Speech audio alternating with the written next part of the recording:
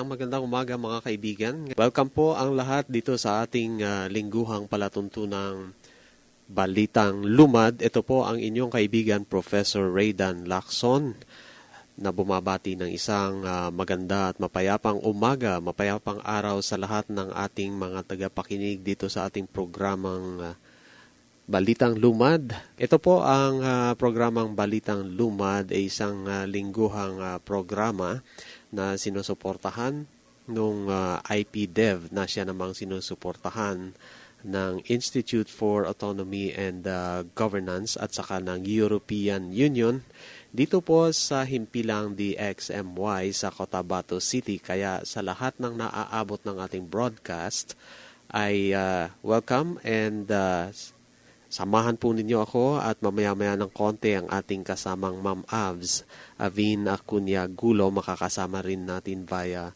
phone patch upang magbigay sa atin ng lingguhang updates natin tungkol dito sa ating advocacy for IP rights, Indigenous Peoples' Rights, Empowerment and Development dito sa loob ng ARMM. Ito po ang programang Balitang Lumad mga kaibigan. Mamaya-maya ng konti, ibigay naman natin yung ano naman ang nangyayari dito sa mga issue ng mga indigenous peoples sa loob ng ARMM. Siyempre, hindi tayo nagsasawang ulitin para sa kaalaman ng lahat na ang mga indigenous peoples o lumad sa loob ng ARMM ngayon, ayon sa ating pinakahuling pagtatala, no? Pagtatala nitong proyekto ng IPDev na isinusulong naman ng Institute for Autonomy and Governance at saka ng Development Consultants na sinusuportahan ng European Union. Ayon sa pinakahuling pagtatala 2013 ay meron na pong 122,914 na bilang ng mga lumad sa loob ng ARMM. Ulitin natin yon, no? 122,914, 122,914. Yan yung eksaktong bilang ho, ano? Siyempre, yan ay bilang na ating talagang nakolekta sa pamaraan ng yung pamaraan na talagang masinsin, o masinsinan. Dahil yung ating mga community volunteers at saka mga development facilitators ng development consultants o ng DevCon ay talagang pinasok ang mga baryo-baryo na yan at inisa-isang binilang talaga ang mga tao, hindi lang yung mga lumad, lahat ng tao, mga Moro at mga Kristiyano, at ang na bilang natin ay 80 barangay sa loob ng mainland ARMM, no? 12 municipalities sa Maguindanao at isang municipality sa Lanao del Sur, yun ang bayan ng Wao, at inisa-isa nga natin yan. Kasama yung ating mga community volunteers at mga development facilitators, nagdala ng form at saka talagang inisa-isang binilang at inalam yung populasyon ng bawat barangay. Anong ibig ko sabihin dito mga kaibigan? Yung ginawa natin ay with all due respect sa standard na ginagamit ng Population Commission or kaya nung NSO ng pagtatala ng population ng mga tao, tayo ay talagang naglakad. Hindi ito kumbaga inupuan lang sa table at puro projection na lang, estimation. Ito ay talagang isa-isa. Kaya kumbaga binabati natin yung ating mga community volunteers, karamihan doon ay mga lumad din mismo na siyang naglakad, inisa-isa, 80 barangays, 80 barangays mga kaibigan. Kaya, at hindi lang mga indigenous peoples ang binilang, lahat ng tao binilang, Kristiyano at mga Moro, at ang arrangement ay by tribe, ilan ng Ilonggo, ilan ng Cebuano, ilan ng Maguindanao, ilan ng Iranon, ilan ng Teduray, ang Dulangan, ang mga Manobo at mga Lambangyan, and so on and so forth. Kaya we are very confident dito sa proyektong IPDev to tell you mga kaibigan, sa lahat ng mga tagapakinig natin, na meron tayong matibay na data ngayon ng mga tao dito sa 12 bayan sa loob ng mainland ARMM. Actually, pwede kang humingi ang ang mga local government units, yung kanilang municipal planning department o kaya itong mga barangay upang magkaroon kayo ng saktong data. Meron ho tayo niyan, ano? Kaya lang ang inyong paghihingi ng data nito ay kailangan may susulatan kayong request form dito sa opisina ng IPDev, ano?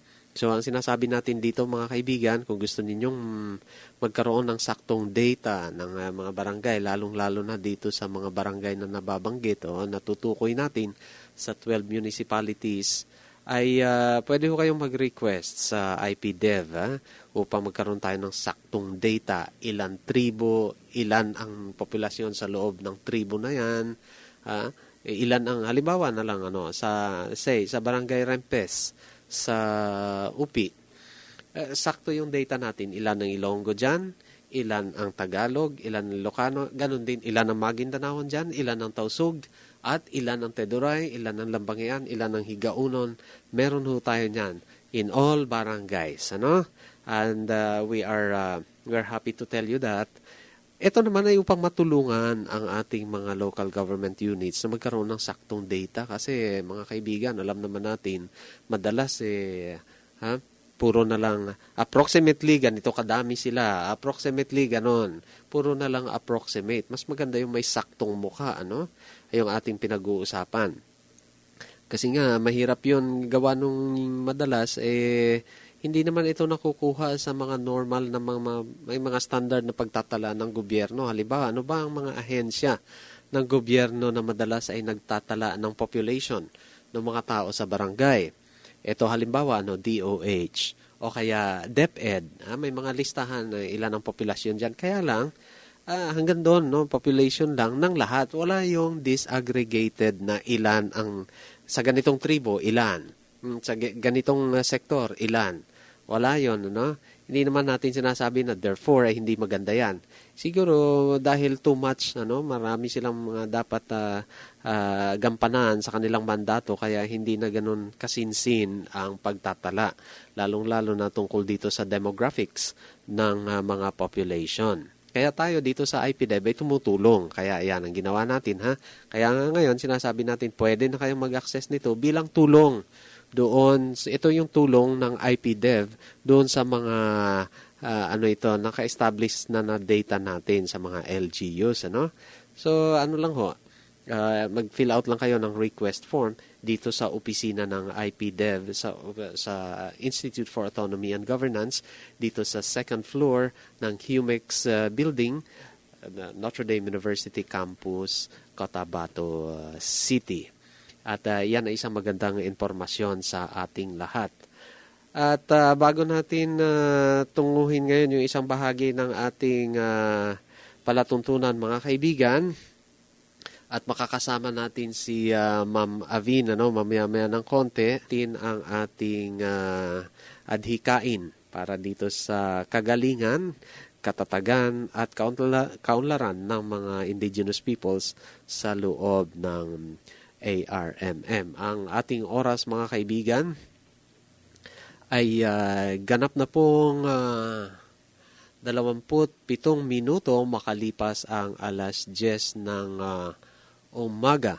At mamaya-maya at 10:30 ay makakasama na natin si Ma'am Abs, at 10:30. Well, mga kaibigan, bilang updates dito sa huling mga kaganapan sa pagsusulong ng kagalingan, karapatan at kaunlaran ng mga lumad sa loob ng ARMM ay last week nagkaroon ng mga forum dito sa Davao City at pinag-usapan nga itong topic ng power sharing at saka wealth sharing. Alam nyo, itong power sharing at wealth sharing ay mga annexes dito sa loob ng framework agreement on the Bangsamoro. At alam natin na ang wealth sharing annex ay napirmahan na, ngunit itong power sharing ay pipirmahan pa lang. Pero doon sa forum na yon ay pinag-uusapan nga ano ba ang hamon sa mga lipunan ng lumad dito sa usaping Framework Agreement on the Bangsamoro.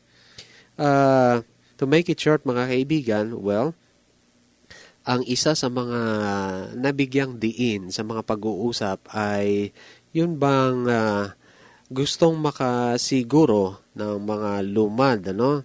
Dahil mga lumad itong nagsasalita na mabigyan ng recognition o kaya ng pagkilala ang mga dati na nilang mga kasunduan sa pagitan ng mga lipunan ng lumad at lipunan ng Bangsamoro. Kasi nung unang panahon, alam nito ng mga Moro at mga lumad bago pa naging Pilipinas ang Pilipinas. Bago pa ito naging ganito, demokrasya. Nung unang panahon pa, wala pang bansang Pilipinas na pinapangalanan, ay meron ng mga lipunan ng mga indigenous peoples at mga Moro. Sa katunayan, ang mga Moro mismo ay nakapagtayo ng dalawang sultanato. Ito ang Sultanate ng Maguindanao at Sultanate ng Sulu, mahabang taon bago pa dumating ang pagtatayo ng bansang Pilipinas. At sa pagitan ng mga Moro at mga indigenous people ay meron na silang mga kasunduan. Ang tawag dyan sa English ay mga peace pacts. Pacts. P-A-C-T-S. Pacts. Kasunduan. At, hindi nila tinawag yun noon na power sharing at wealth sharing. Ngunit kung sa ating pagsasaliksik, ay yun nga ay isang makalumang kaayusan ng pagbabahaginan ng kapangyarihan at relasyon sa isa't isa. So in short, peace pact yun, at the same time, an arrangement of sharing power and wealth sa kanilang sa pagitan ng mga Moro at mga indigenous peoples.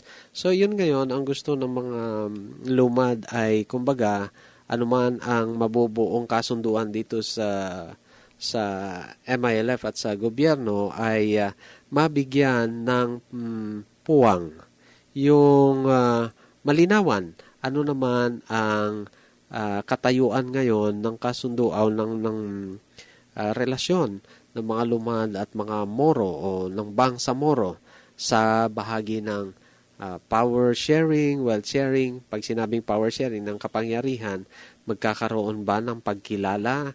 Kung sa Bisaya pa, na ay katungod ang mga lumad sa pagpadagan sa ilang komunidad o sa kanilang lipunan, sa kanilang sariling pamaraan.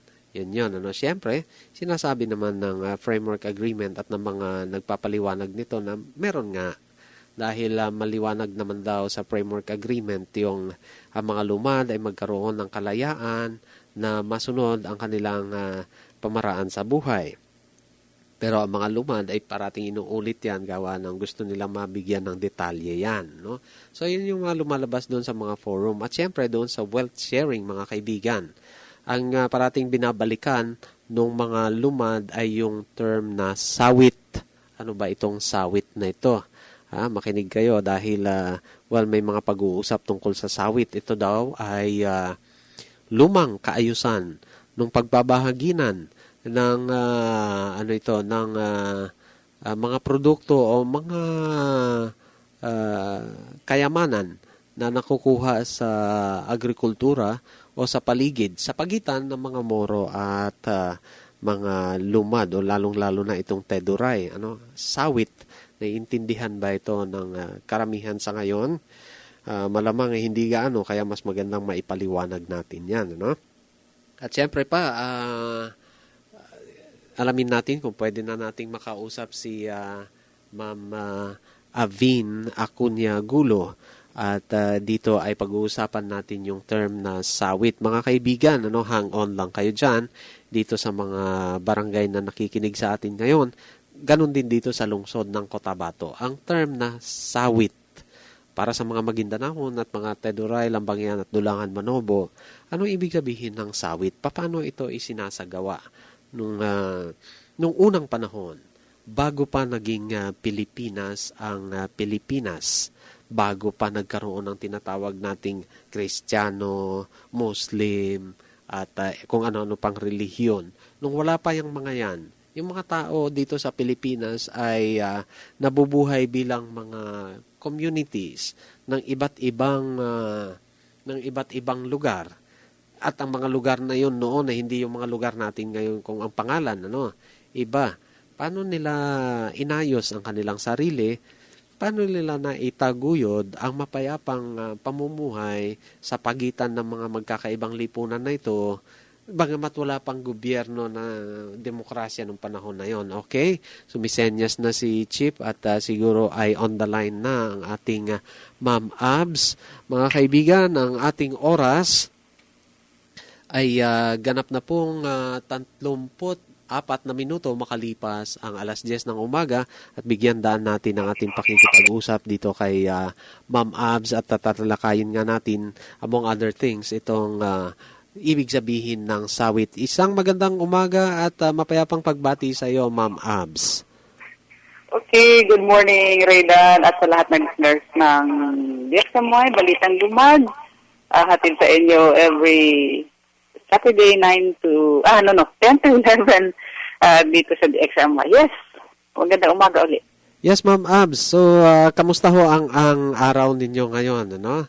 At kumbaga ano na ba, masabi ba nating ito ay maliwanag na araw na o makulimlim pa rin?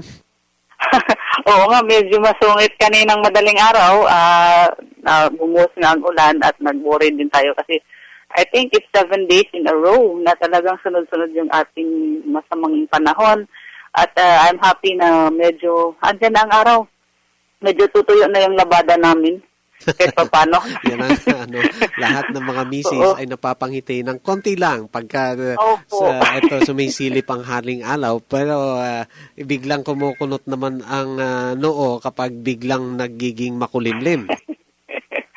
Oo nga, hindi basta-basta kasi during the week talaga hindi tayo makapag gawa ng ating mga labada kahit pa paano. So I hope during the weekend it will be sunny, Oo.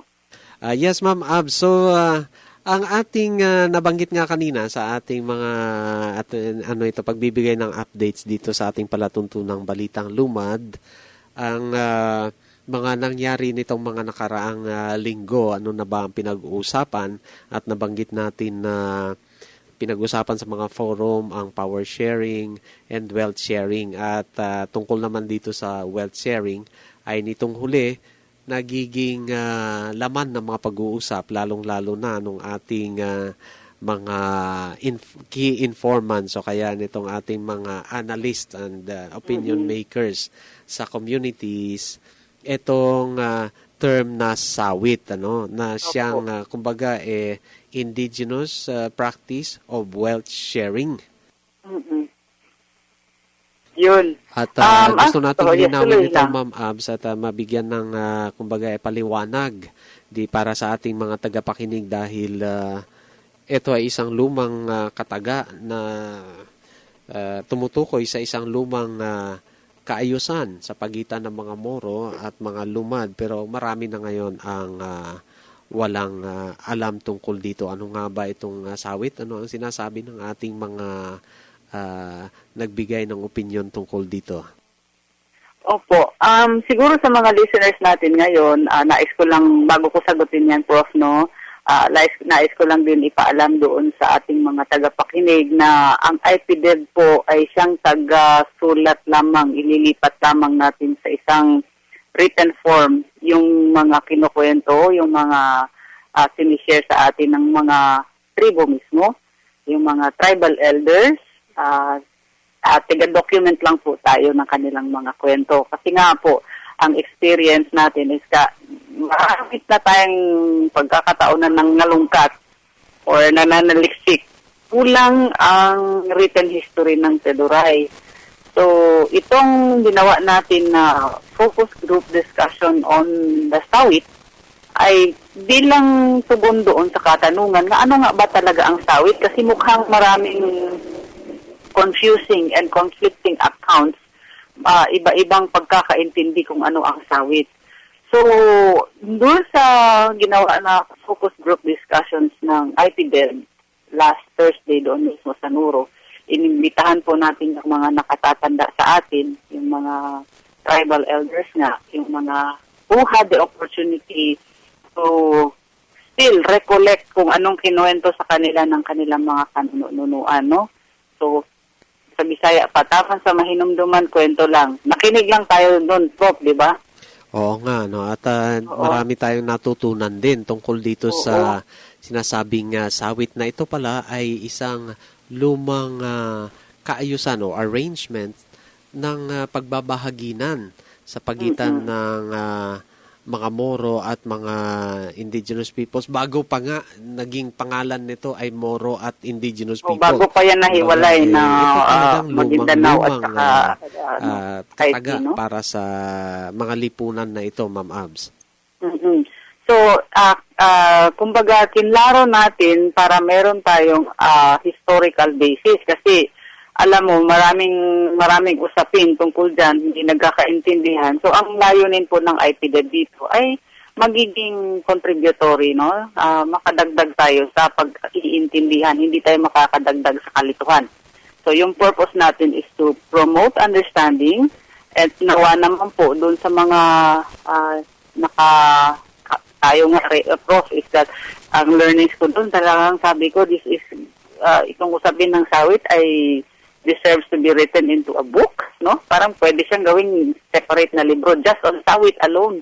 So yun po mga kaibigan, huwag niyo po kalimutan. Pag narinig niyo yung sawit, ang ibig po sabihin niyan ay nakatutulong pamamaraan ng pagbibigayan.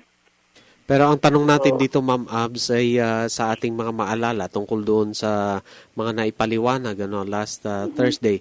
Paano daw ba itong sawit talaga ginagawa at sa anong paraan at sa anong dahilan? Bakit merong sawit? Ano ba ang naalala ko, Ma'am Abs, ay sinasabi hindi ito perfect na equivalent sa English pero lumabas yung word na sharing. Yun daw ang sawit. Pero ano ang dahilan at sa anong paraan ito ginagawa? Okay.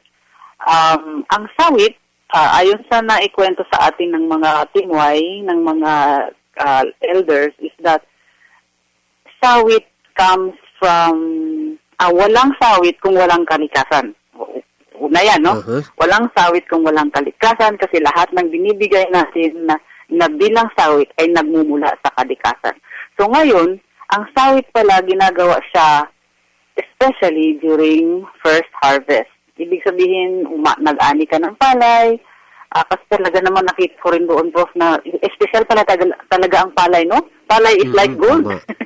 Oo, it means so much as a resource, means of indicator of wealth, no? Napakalaking bahagi pala ng ating pamumuhay ang palay. So ngayon, and by the way, Ma'am Abs, makatulong kita konti dyan, ang palay, hindi kagaya nung pananaw natin ngayon sa palay. Nung unang panahon, ang palay ay hindi isang commodity na pwede mong ibenta. At ito ay hindi isang ordinaryong produkto na para lang kainin. It used to be very, very sacred. At hindi yon ang staple food ng mga tao.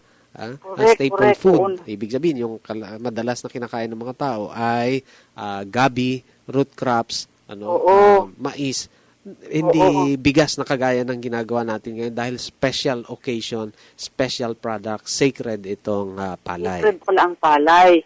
So, ibig sabihin, the sawit, the palay symbol in the sawit, na siyang naglalarawan ng sawit is kung, like, for example, nagkaroon ng first harvest, portion of that, alay mo doon sa nagbigay ng buhay, nagbigay ng kalikasan, walang iba kundi ang Panginoon, ang Diyos, ang Tulos, ang magbabaya, Allah, no? Whatever the name it is, but it is the God that provided the life, provided creation. So, napakagandang gesture po yan na it's a recognition that this wealth or this resource, this blessing, ay ibabalik mo naman doon sa nagbigay sa iyo. Kung hindi mo binalik yan, mapansin mo, Prof, during the discussion na doon sa mga hindi nag-practice ng ganito, they face a lot of misfortunes, no?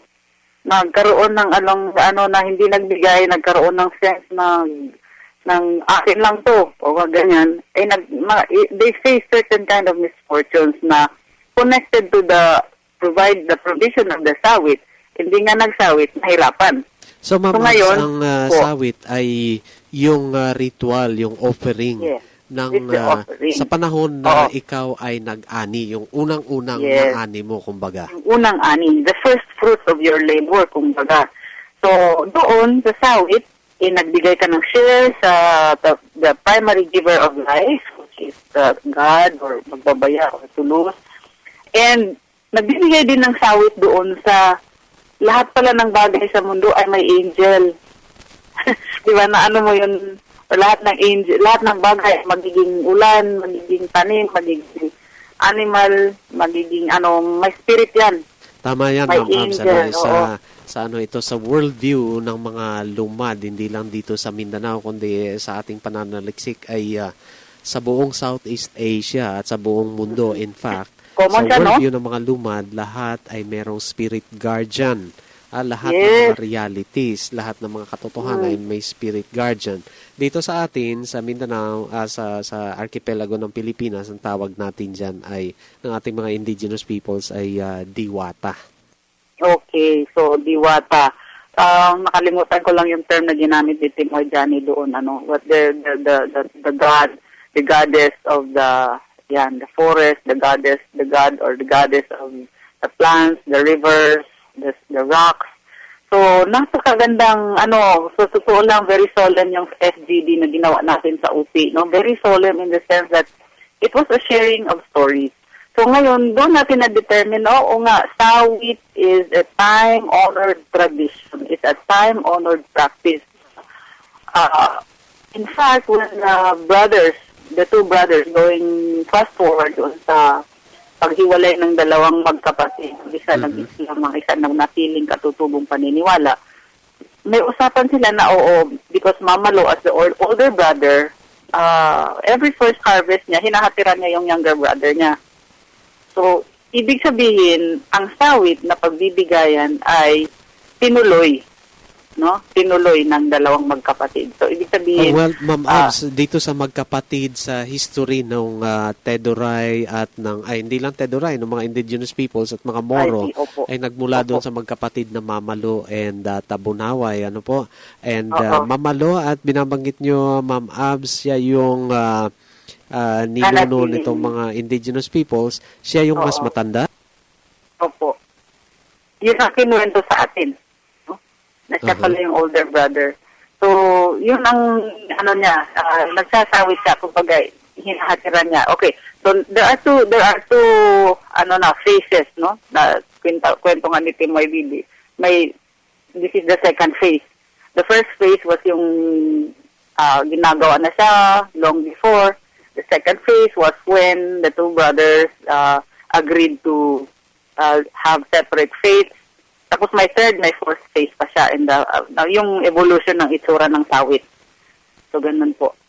So, dito sa binabanggit niyong pangalawang yugto nung paano ito ginagawa ang sawit ay doon na sa buhay mismo ni na Mamalo and Tabunaway na kung saan sila ay nagkasundo, mapayapang nagkasundo na magkaiba ng kanilang buhay. So magpapatuloy sila at ang kanilang mga tagasunod ng kanya-kanyang pamaraan sa buhay, pero nandoon pa rin ang paggalang sa isa't isa. At ang paggalang na yan ay siniselyuhan na ipapakita higit kailanman at higit sa papanong paraan sa pamamagitan ng sawit na kung saan sila ay nagbibigay ng patikim. Patikim yun, Ma'am, isang naalala ko Kung sila may harvest dito, ang isa ay patikim doon naman sa kabilang community. Tama ba yun, Ma'am Abs? Oo. Patikim in the sense na hindi na naman pwede, impractical naman na ibigay lahat yung harvest niya doon sa isa. So, patikim lang. Share lang talaga. You cannot have everything. No? So, yung, alangan, maraming isisiran ang farmer. Nagkaroon siya ng maraming palay. Aalay niya sa Panginoon at sa mga diwata. Aalay niya sa kanyang nearest neighbor. No? Ibig sabihin, hindi pwede. Ibigay na lahat. Walang matira sa kanya. Impractical na yun. No? So, kaya nga siya tinawag na patikim. So, ngayon, in the second phase where the brothers, agreed, si Mamalo naghahatid ng kanyang sawit doon sa kanyang brother.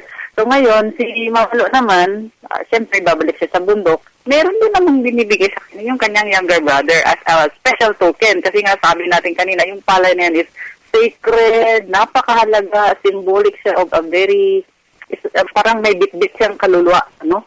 May bitbit siyang kaluluwa, may bitbit siyang good energy sa pagbigay niya. So sa pag-uwi niya sa kanyang, kung nasaan man siya babalik, pinapabaunan din naman siya ng kanyang brother na si Kabunaway ng special din sa kanyang end. Ano nga yun, Prof? I can imagine na Ma'am Abs, parang ganito siguro. Imagine natin, tuwing harvest season ng mga lipunan o kaya komunidad ng mga Teduray ay nag-set aside sila ng palay at kung ano-ano pang produkto na galing sa kabundukan at binababa nila dito sa mga communities naman ng mga Magindanaons at mga Moro dito sa baba. At yun ang pinapatikim nila, kung sabi nga, no, sa kanilang mga brothers and sisters na mga Moro. Pero in return, ay pag-uwi nila, padadalhan naman sila ng mga Moro ng ito na yun, Ma'am Abs. Ang sabi ay yung tuyong haluan, tuyong alag at asin at usually asin, hindi asukal, asin at pangosruan, yung haluan na dried, no? Pwede nilang gamitin pagbalik naman doon sa kanilang community sa kabundukan. At ang madalas na banggit ay dried fish at saka itong asin. Coconut. Oo. So, mga special yan siya. No? These are the, again, let's go back doon sa essence ng pag-share na ito. It's not just the symbol of the rice, it's not just the symbol of the fish na binibigay nila sa isa't isa, but there is that good energy that comes with the sanctity of the commodity. Kumbaga, if you give something special, you also give a part of you. Sagrado yun. Diba? Parang ganon. Oo. At kumbaga ay yun ay talagang may purpose upang panatilihin ang kanilang bond. Ano ba sa Tagalog? Bond. Ang kanilang ipag-isipan natin. The bond that ties, no, yung magkapatid nga sila. So it's a symbol of their sharing. Hindi malayo man sila sa isa't isa, hindi napuputol yan, hindi naaabuso yan, or it's a symbol of this. Kaibigan, ay ganap na pong 10 minuto bago ang ika-11 ng umaga. Medyo naputol tayo ng konti dito sa ating connection sa ating phone patch kay Ma'am Abs.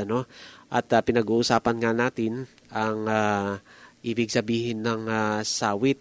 Siguro mga kaibigan, sa susunod na pagkakataon ay magkaroon mismo tayo ng direct interview sa ating mga timway at ating mga key informants na mga Teduray o Lambangian o Dulangan Manobo upang maipaliwanag itong ibig sabihin ng sawit.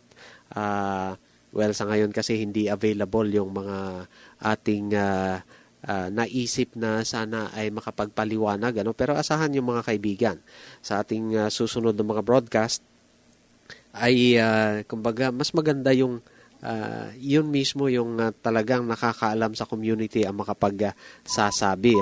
And to be fair, kukuha rin tayo pagkatapos niyan kukuha rin tayo nung mga Moro mismo na mga interviewee upang sa kanilang bahagi naman ay may paliwanag ano ibig sabihin ng sawit dahil sa ngayon ay yung opinion ng Teduray at mga Lambangian ng ating mga nakukuha muna. Ma'am Abs, so sinasabi nga natin ay sa susunod siguro ang mga Moro naman ang ating mga interview live para makapagpaliwanag tungkol dito sa ibig sabihin ng sawit. Ma'am Abs, nandyan ka pa ba sa linya? Hello, oo, dito na uli. Oo. Sige, ganito sa mga listeners natin ngayon, again, tandaan po na ang ginagawa ngayon ito ng IPDEV is to provide ay magkakaroon ng kaliwanagan, no? Kaliwanagan kasi nga po yung tawag ito, makakanta ng kapayapaan kung maliwanag sa isa't isa kung anong pinag-uusapan. Tama ba Tama, yung Ma'am Abs. pag-explain ko Ano yung yung, ano ba ang ibig sabihin yung background meaning natin? Kasi mahalaga yung tuklasin natin yung background meaning ng ating sinasabi upang, Oo. kumbaga, ano ba sa English yan? Habang tayo nag-uusap, we are on the same page. We're on the same page. Baka mamaya, same page, nag-uusap nga tayo, nandito ka sa chapter 2, ako nandun sa appendix. Yung mahirap yun. So, ibig sabihin, same page, parehang pinag-uusapan natin, nagkakaintindihan tayo. Kasi nga po, ang layunin natin dito ay kapayapaan. Malaki po ang maaabot kung ang bawat isa ay on the same page at nagkaintindihan kung ano yung kanilang pinag-uusapan. At more specifically, ang IPDED po ay tigasulat lang. Nais po natin i-emphasize yan, tigasulat lang po. Kung ano ikwento niya, isulat namin yan. No? Hanggang doon lang. Kasi nga, kung history ang pag-uusapan, maraming research, marami ng mga inisyatiba na ginawa sa ibang lugar, pero mukha nga sa atin dito hanggang parang nandun pa tayo, nakapako pa tayo doon sa oral tradition. Ay, hindi na po tayo skillful ngayon sa oral tradition. Yung mga memory natin, yung mga tawag ito, yung mga recall natin are already very hindi na masaligan kung sa Bisaya, it's no longer reliable kung talagang ang word of honor nga, minsan kailangan patutunayan mo pa ng papel na yun talaga ang sinabi mo. So, ganito lang, masulat lang natin lahat yung mga history na yan. Kahit pa paano, magtapos mo ng IPDED sa lalot matagal na panahon or kasi sandali lang tayo, nananatili ang kwento ng tribo. No? Yung kwentong nearer to the accurate kasi hindi naman natin pwedeng sabihin na accurate talaga yung mga accounts. Pero kahit pa paano, the attempt to capture history and put it in writing is nearer to the accurate. Naku, medyo Bilang dumilin mo yung dugtungan, sa labas. Ma'am Abs, kumbaga, binibigyan natin ng liwanag lahat ng anggulo, kaya kukunin din natin ang paliwanag mismo ng mga Moro bilang the other party dito sa practice ng sawit. Ano ba ibig sabihin nito? Dahil gusto nating ilahad at bigyan ng highlight nung pagbubunyi ang mga mabubuting bahagi ng relasyon ng mga Moro at mga indigenous peoples. Kaya nga ating dinodocument ayon pa sa sinasabi ng ating Ma'am Abs. Oo, sige. Ulitin ko lang na yung panahon talaga na kasi ngayon naman. So, doon ako po ay nasa isipan ko rin ng mga yung lahat yung mga naapektuhan ng baha, no? Talagang nakita natin sa cases na mismo sa Cotabato City, hirap na hirap pa rin ang mga tao to cope up with the floods. So, wherever you are, mga kaibigan, please be safe, please be prepared, maging nasa baba man kayo or nasa taas, sa lowland or sa highland. Kailangang magmamatyag po tayo sa panahon kasi napakahirap po talaga na maabutan tayo ng, kumbaga, hindi natin makayanan or ma-overtake tayo ng baha o di kaya landslide. So, singit lang yun, Prof. Yes, Ma'am Abs. And of course, ikaw din, be safe dahil alam natin na si Ma'am Abs ay talagang sa kanyang dibdiban at sinserong pagganap dito sa advocacy para sa kapayapaan at sa kaularan at kalakasan ng mga indigenous peoples ay parating mobile, parating gumagalaw. Kaya be safe, Ma'am Abs, at ang ating pag-aalala ay kumbaga para na rin sa lahat ng ating mga kasamahan sa IPDEV, sa community, at ganoon din sa ating mga colleague na mga Moro, no? Be safe. Environmentally, mukhang hindi pabor sa atin ang panahon ngayon. Enough for us to reflect kung ano na nga ba ang nangyayari at ano pa ang pwede nating gawain. Pero good luck sa ating lahat, Ma'am Abs. Oo po. Siguro itong mga nangyayari sa kapaligiran ngayon at sa kalikasan ay isang malaking pagkakataon din naman sa atin na siguro pwede nating balikan kung ano yung mga gawain ng ating lipunan ngayon na brought about climate change. No? Balikan natin kung paano kinalbo ang mga kagubatan, paano ginamitan ng napakaraming pestiside at kemikal ang ating mga sakahan. Kaya hindi na natin mahabol ngayon, galit na po ang mundo. Siguro kung gusto nyo ma-prove yan, pwede po kayong mag-research to prove na walang kinalaman yung ulan na yan sa laging, walang kinalaman yung ulan na yan sa chemical fertilizer. Bahala na po kayo mag-research doon. No? You disprove your doubts. may pagdududa Tama kayo si ng connection Ma'am tungkol Abs. dyan. Ano? At syempre, Oo. bilang dugtong doon siguro, Ma'am Abs, maganda rin, balikan din natin, ano ba yung ginagawa no, ng ating mga ninuno upang pangalagaan ng kalikasan, yung pagpipili Correct. nila ng mga dapat itanim, saan itanim, at Anong para saan panahon yun, itanim, para mapangalagaan no? ang kalikasan, ang Yes, tubig at so that's on and so true. forth. Ibabalik din natin yon upang, kumbaga, balik-aral tayo, makita natin na maganda pala ang mga practices ng ating mga ninuno nung unang panahon, Ma'am Abs. Biro mo ang sustainable practices that nurtured and fed civilization for thousands of years, nasira po yan sa 100 taong walang habas na paglalaging at walang humpay na paggamit ng chemical sa ating mga sakahan. More in the last 100 years lang itong mga disasters, but long before that, hindi ganito kalaki yung damage sa mundong ibabaw. Tama yon. At Ma'am Abs, well, ang topic natin ngayon ay sawit at hindi pa tayo nagtatapos dito. Sa susunod, Opo. sawit pa rin. Pero paunahan lang natin ang ating mga tagapakinig, Ma'am Abs. Siguro, susunod niya, pag-uusapan din natin yung mga indigenous means of sustainable agricultural practices. Isa dyan, Correct, ano ba yung oo. PICAF? Ano ba yung... Paano Isang ba libro yan? na naman yan. At meron pa ba yan ngayon? Isa ba itong prutas? Opo. Isa ba itong halaman o ano? Pero Correct. maganda pala itong paggamit ng ating mga ninuno dahil meron itong magandang naidudulot sa ating kalikasan. Opo, sa kapaligiran. At yan mga kaibigan, ano, ang mga bagay-bagay na maaari nating matutunan dito sa ating palatuntunang balitang lumad. This is intercultural education on air, kumbaga sinasabi natin. Well, wala na tayong oras, mga 1 minuto na lang ang nalalabi. Ma'am Abs, any last word and encouragement po? Yes, huwag po natin kalimutan na ang Balitang Lumad ay hatid po sa inyo ng IPDEV. Ang IPDEV naman ay isang proyekto na iniimplementa ng 3 organisasyon, ang Institute for Autonomy and Governance, ang Konrad Adenauer Stiftung at ang Development Consultants sa pagtataguyod ng mga karapatan ng lahat ng lumad dito sa Autonomous Region in Muslim Mindanao para sa kanilang pagpapalakas at tuloy-tuloy na pag-unlad. Maraming At salamat mga po. kaibigan, ang ating balitang lumad ay lingguhang napapakinggan sa ganitong oras sa timpilan, DXMY. At tayo ay isang sinasabing advocacy bilang suporta at pagsusulong sa karapatan at kaunlaran ng mga lumad sa loob ng ARMM. At ito naman ay nagbibigay ng isang paglalahad para sa mga magagandang karanasan at kaugnayan ng mga lumad at mga Moro sa loob ng ARMM dahil tayo ay nais nating bigyang paliwanag at ma-highlight yon dahil baka isipin ng iba puro na lang gulo ang dinaanan ng ating mga ninuno, hindi po ganon, ano?